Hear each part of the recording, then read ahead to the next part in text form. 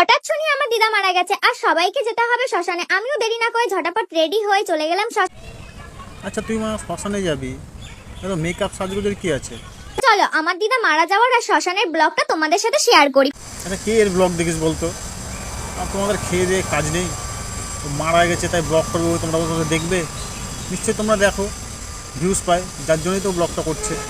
আমি ভেবেই পাচ্ছিলাম না কোন ড্রেসটা পরবো, তারপরে আমি ভাবলাম যে আমার তো একটা সুন্দর ড্রেস আছে আর আমি এই ড্রেসটা এটা শ্মশানে যাওয়ার ড্রেস বলো তোমরা? চাষ করার সময় লাগানো হতো, বেলুনটা ঠিকঠাক লাগিয়ে নিত, তাহলে আজকে এরকম ফসল তৈরি হতো না জমিতে। সত্যি বলছি।